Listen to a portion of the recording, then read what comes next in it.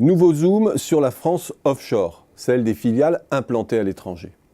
On la regarde peu, cet empire hors les murs est vécu comme une sorte de trahison au territoire, par la déperdition d'emplois et de matières fiscales qu'elle induit. Elle reste pourtant arrimée à l'économie nationale et cette extension exerce un impact décisif sur la capacité des entreprises françaises à extraire de la valeur sur les marchés mondiaux. J'aimerais ici dresser le portrait de cette extension de l'économie française en comparaison avec l'Allemagne pour faire ressortir ce que le positionnement français a de spécifique. En première analyse, on pourrait penser que les choses se ressemblent de part et d'autre du Rhin. L'emploi dans les filiales des groupes nationaux à l'étranger, c'est 6,1 millions de personnes en France contre 5,7 millions pour l'Allemagne. La première et la plus évidente différence, c'est que l'économie française est nettement plus extravertie du point de vue du capital que l'économie allemande, puisque l'emploi hors territoire résident représente plus de 33% de l'emploi marchand hexagonal contre 17,8% côté allemand. La seconde grosse différence réside dans l'allocation géographique de ces investissements.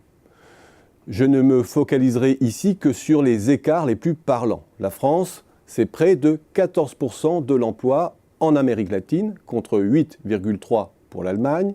C'est 7,3% de l'emploi en Afrique, contre 2,6% pour l'Allemagne. Et c'est 10,7% de l'emploi en Europe du Sud, Italie, Espagne, Portugal et Grèce, contre 6,8% pour l'Allemagne. A l'inverse, l'Allemagne, c'est 14,4% d'emplois en Amérique du Nord, contre 12,5% pour la France. C'est 2,7% d'emplois dans les pays scandinaves contre 1,2% pour la France. Bref, on observe clairement un tropisme pour le Sud concernant la France et un tropisme nordique pour l'Allemagne.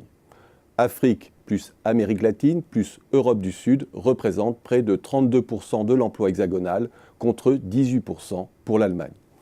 Troisième différence sensible, c'est le degré d'implantation dans les BRICS.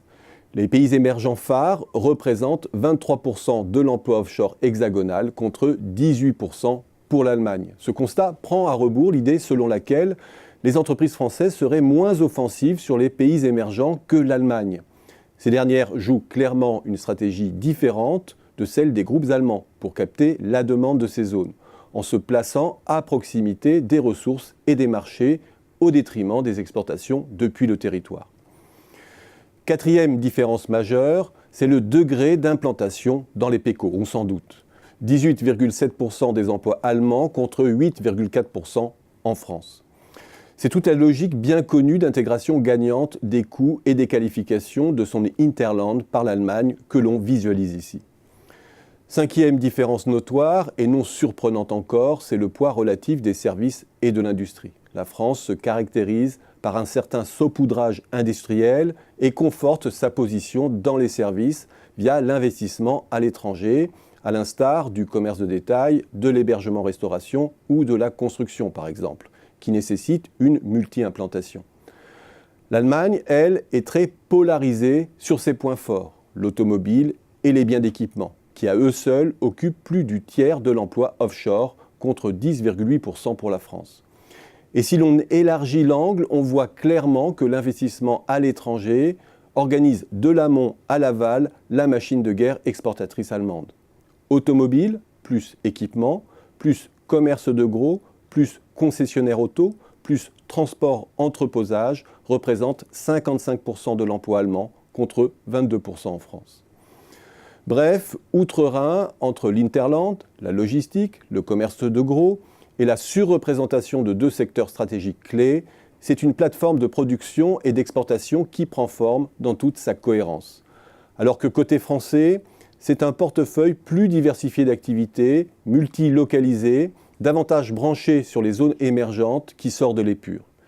Et si l'on ajoute à cela une autre différence, le poids relatif bien plus important des FUSAC dans la stratégie d'expansion française, c'est aussi l'image d'un investissement plus mobile, moins cohérent, mais plus agile que celle qui se dégage de l'économie offshore allemande.